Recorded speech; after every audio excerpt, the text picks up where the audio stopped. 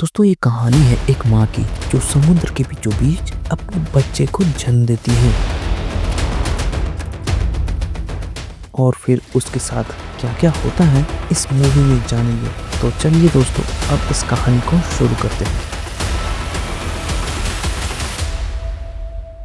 कहानी की शुरुआत में कुछ लोगों को भागते हुए दिखाया जाता है जो स्पेन के सैनिकों से छुपते हुए एक कंटेनर की तरफ जा रहे थे। कुछ देर छुपते हुए भागने के बाद फाइनली मिया और निको लोगों के साथ एक कंटेनर तक भी पहुंच जाते हैं। यहाँ आने के बाद उनका जो दलाल था वहां से बाहर ले जाने के लिए और भी पैसे मांगने लगता है, मगर निको के पास अब कुछ भी नहीं बचा था क्योंकि जो कुछ भी उनके पास था वो पहले ही दे चुके थे। इसलिए अब निको ना चाहते हुए अपने एंगेजमेंट वाले रिंग दलाल को दे देता है क्योंकि उन्हें किसी भी हाल में यहाँ से निकलना था। दरअसल स्पेन में अकाल पड़ने की वजह से वहाँ के लोगों को भूखे मरने की नौबत आ चुकी थी। इसलिए स्पेन गवर्नमेंट ने यूरोपियन देश फ्रांस से हाथ मिलाकर स्पेन में जरूरी संसाधनों को पूरी कर रही थी, मगर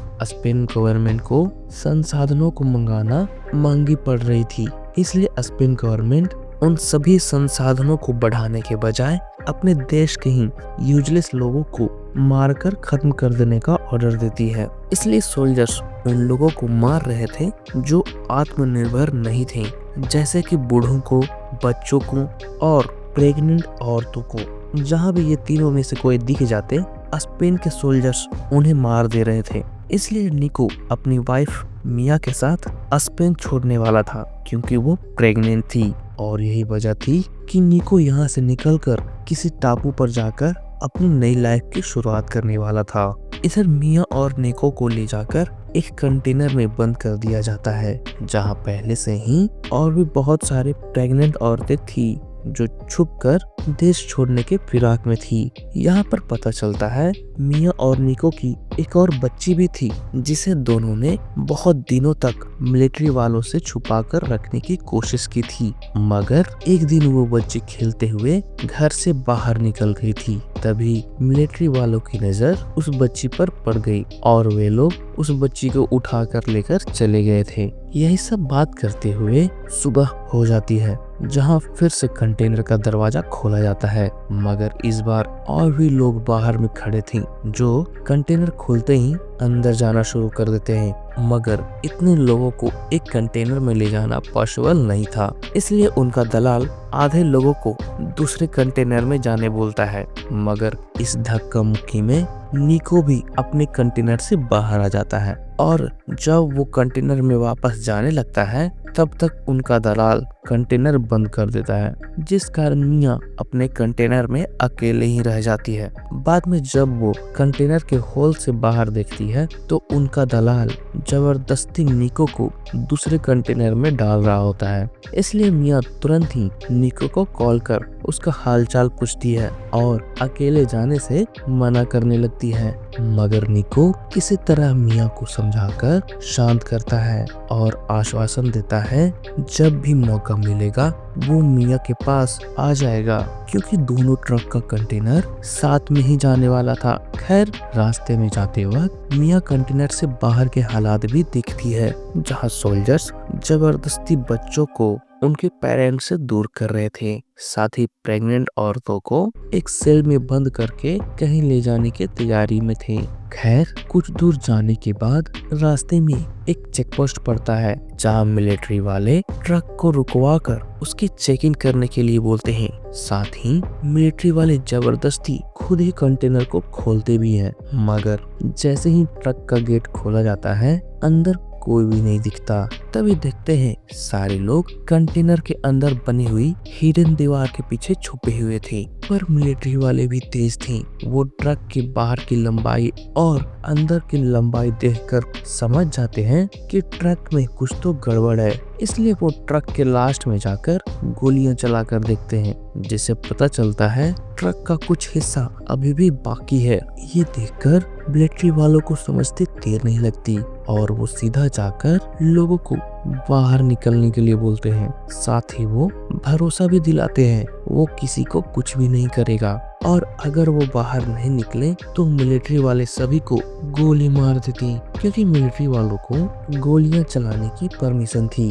इतने में मिया अंदर में रखी हुई एक बॉक्स पर चढ़ जाती है और कुछ लोगों को ऊपर खींचने लगती है, मगर इतने में ही एक लड़की मिलिट्री वालों से डरकर गेट खोल देती है। गेट के खोलते ही मिलिट्री वाले गोलियां चलाना शुरू कर देते हैं, जिसमें तो सारे लोग मारे जाते हैं सिवाय मिया को छोड़कर, क्योंकि वो बॉक्स के ऊपर ही छुप गई थी। खैर, इसके बाद ट्रक को साफ कर कंटेनर को बंद कर दिया जाता है। कंटेनर के बंद होते ही मिया निको को कॉल करती है, पर कॉल नहीं लगता। इसलिए मिया निको को मैसेज कर सावधान कर देती है कि मिलिट्री वाले सभी को मार रहे हैं, तो वो किसी तरह कहीं छुप जाए। इसके बाद कंटेनर को पोर्ट पर लाकर शिप पर शिफ्ट किया जाता है और फिर वो शिप नए आइलैंड के लिए निकल जाती है। शिप पर आते ही मिया फिर से निको को कॉल करती है, पर अभी भी निको का कॉल नॉट रीचेबल था, तो मिया थोड़ा रेस्ट करने के लिए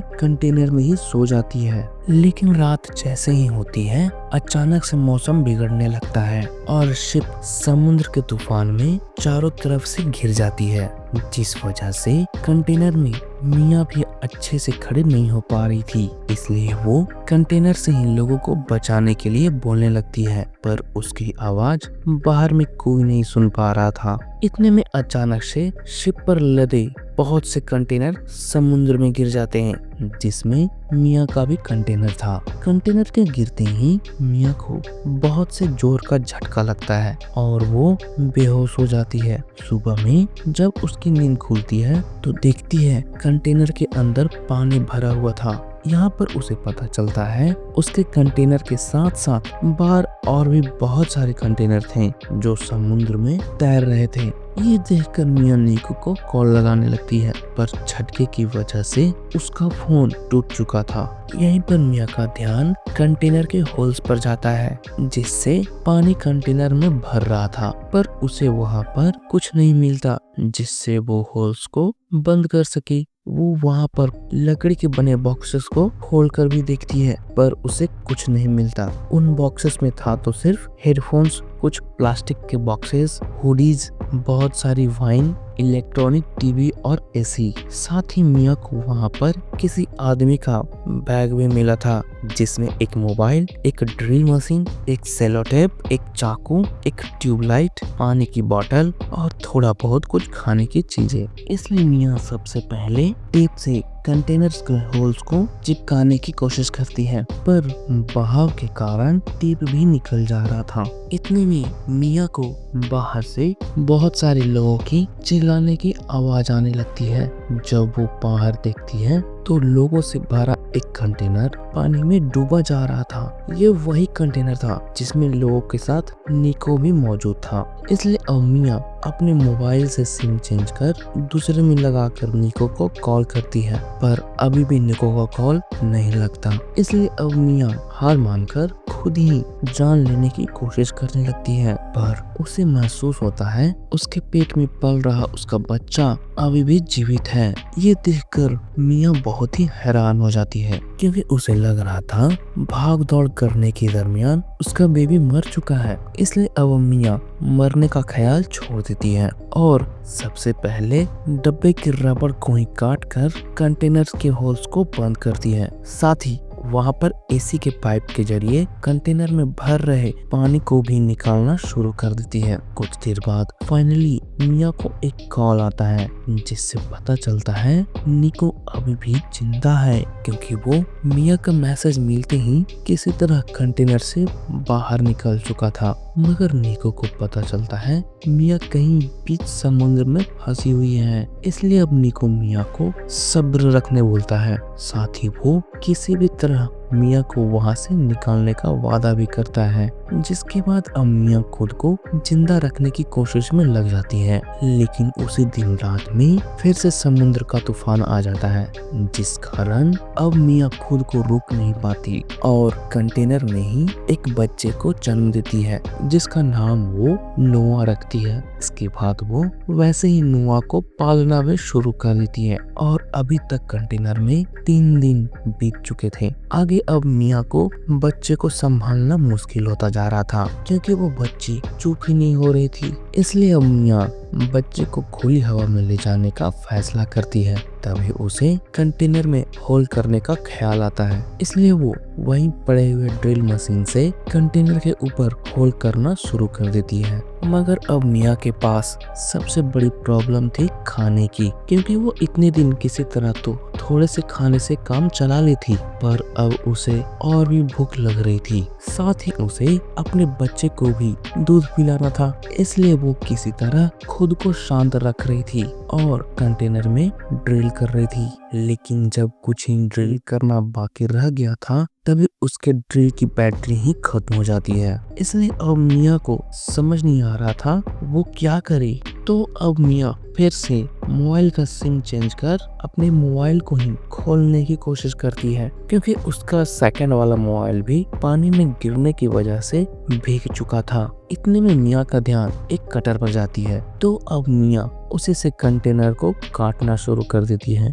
रात में मिया जब सो रही थी तो उसे भूख की वजह से नींद नहीं आ रही थी, तो अब मिया अपने ही मांस के टुकड़े को खाने लगती है। दोस्तों, ये वही मांस का टुकड़ा था जो उसके बच्चे को जन्म देते वक्त बच्चे के साथ बाहर आया था। लेकिन इतने में मांस की गंध पाकर एक व्हेल की आवाज बाहर से आने लगती है और वो लगातार कंटेनर पर हिट करने लगती है, पर मिया किसी तरह कंटेनर में खुद को बचा लेती है। अगले दिन देखते हैं मिया लगभग कंटेनर को काट चुकी थी, मगर तभी उसका कटर भी टूट जाता है, जिसके बाद अब मिया शांत होकर बैठ जाती है। यहाँ पर लगभग अब 6 दिन बीत चुके थे।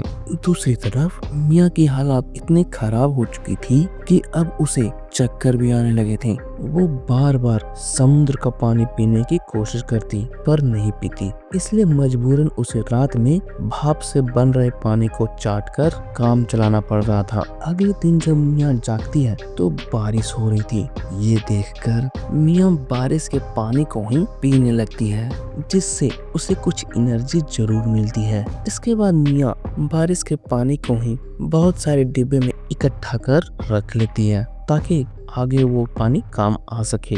उसी वक्त मिया को एक ख्याल आता है, इसलिए अब वो वहाँ के बॉक्सेस में बंधे बेल्ट से ही कंटेनर के कटे हुए हिस्से को बैंड करने की कोशिश करने लगती है। कुछ देर तक प्रयास करने के बाद फाइनली कंटेनर भी बैंड हो जाता है, जिसके बाद मिया फाइनली जाकर कंटेनर से बाहर आती है, जहां उसका बच्चा भी खुली हवा में शांत हो जाता है। पर अब भी मिया के भूख के कारण हालत खराब होती जा रही थी। तभी उसे बाहर बहुत सारी छोटी छोटी मछलियां दिखाई देती हैं, इसलिए अब मिया किसी नुकीले कील के सहारे मछली को पकड़ने की कोशिश करती है, पर वो एक भी मछली नहीं पकड़ पा रही थी। इतने में उसे ऊपर से एक प्लेन जाते हुए दिखाई पड़ती है, इसलिए वो कंटेनर से एक मिरर लेकर जैसे ही बाहर आने लगती है, उसका पैर कंटेनर से बहुत ही जख्मी हो जाता है। लेकिन फिर भी वो किसी तरह शीशे के जरिए धूप की रोशनी को प्लेन तक पहुंचाने की कोशिश करती है, पर कोई भी फायदा नहीं। इसके बाद वो कंटेनर में आकर खुद से ही अपने जख्म को टाके लगाने लगती है, वो भी वहाँ पर पड़े हुए टीवी के वायर से और उसके ही कुछ हिस्सों से। साथ ही वहाँ पर मिया दर्द की वजह से बेहोश भी हो जाती है। उसी दिन रात में जब मिया को होश आता है तो वो वहाँ पर पड़े सारे हेडफोन्स के वायर को ही एक जाल की तरह बना देती है और फिर वो उसी जाल से मछली पकड़ने की कोशिश करती है, जिसके बाद तो फाइनली जाकर एक मछली भी फंस जाती है, जिसे वो बहुत ही मजे से खाती है। और फिर इसी तरह खाते हुए और कंटेनर से पानी निकालते हुए अब तक 9 दिन बीत चुके थे। इसके बाद मिया वहाँ के पड़े सारे डिब्बों में मदद के लिए कुछ न कुछ लिखकर बहुत सारे डिब्बों को समुद्र में छोड़ देती है, ताकि जिस किसी का भी नजर उस डिब्बे पर पड़े वो मदद के लिए मिया तक पहुंच सके। इसके बाद मिया खुद आराम से कंटेनर में ही दिन काटने लगती है।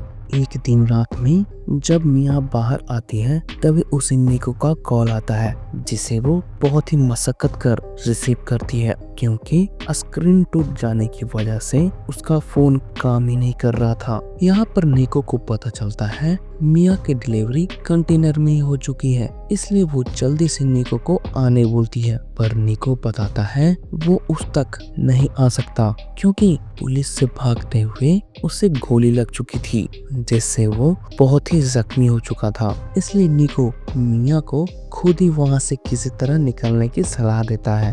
तभी यहाँ पर बात करते हुए लाइन कट जाती है, क्योंकि मिया को जो फोन था उसकी बैटरी खत्म हो चुकी थी। अगले दिन देखते हैं मिया को यहाँ पर आए हुए 26 दिन बीत चुके थे और कंटेनर में पानी लिमिट से ज्यादा भर चुका था, इसलिए अब मिया कंटेनर के ऊपर ही रहने लगी थी। साथ ही वहीं के प्लास्टिक डब्बों के सहारे एक सेफ्टी बोर्ड भी बनाकर पानी में चेक करती है, तो वो सेफ्टी बोर्ड तैर रहा था। इतने में वहाँ पर एक सीगुल दिखता है, जिससे वो देखकर समझ जाती है आसपास में कोई आइलैंड जरूर है। तभी उसी दिन रात में देखते हैं पानी कंटेनर में अब मैक्सिमम लेवल तक पहुंच चुका था। साथ ही कंटेनर में वजन बढ़ने की वजह से जगह जगह पर छेद भी हो जाते हैं, जिस कारण और भी तेजी से कंटेनर में पानी भरने लगता है। इतने में मिया देखती है एक चॉकलेट का डब्बा, जिसे निको ने ही मिया को दिया था, वो कंटेनर के अंदर ही रह गई थी। इसलिए मिया उस चॉकलेट को लाने के लिए वापस कंटेनर में चली जाती है, मगर निकलते वक्त उसका पैर रस्सियों में ही फंस जाता है। साथ ही कंटेनर पूरी तरह से डूब चुका था। लेकिन तभी देखते ही मिया पहले से ही अपने बच्चे को सेफ्टी बोर्ड पर रख चुकी थी, जिस कारण वो डब्बे वाला बोट तैरने लगता है। बाद में बड़ी मशक्कत करने के बाद फाइनली मिया भी कंटेनर से बाहर आ जाती है और कंटेनर पूरी तरह से डूब जाता है। इसके बाद मिया तैरती हुई अपने बच्चे तक भी पहुंचती है और वैसे ही डब्बे वाले बोट को पकड़े हुए बेहोश हो जाती है। अगले दिन सुबह देखते हैं बच्चे के चारों तरफ बहुत सारे सिगुल उड़ते हुए दिखाई दे रहे थे, क्योंकि मिया वहां पर ऑलरेडी बहुत सारी मछली के मांस को बांधकर छोड़ दी थी, ताकि किसी की भी नजर उस तक पहुंच सके। होता भी वही है, एक बोट वाले की नजर उन सीगुल्स पर पड़ती है, इसलिए वो पास जाकर देखते हैं तो वहां पर एक बच्चा था जो बिल्कुल सही सलामत था। पर इस सुनसान जगह पर बच्चे को देखकर उन लोगों को उनके माँ बाप की चिंता होने लगती है। तभी उन लोगों की नजर एक रस्सी पर पड़ती है। जब वे लोग रस्सी को खींचते हैं तो मिया भी बाहर आ जाती है, इसलिए वे लोग जल्दी से मिया को सीपीआर देकर जल्द से जल्द होश में लाने की कोशिश करते हैं। कुछ देर तक प्रयास करने के बाद फाइनली मिया को भी होश आ जाता है और फिर इसी तरह जाकर माँ और बच्चे दोनों की जान बच जाती है। तो दोस्तों, उम्मीद करता हूँ एक्सप्लेनेशन आपको पसंद आई होगी। मिलते हैं नए एक्सप्लेनेशन के साथ। जय हिंद।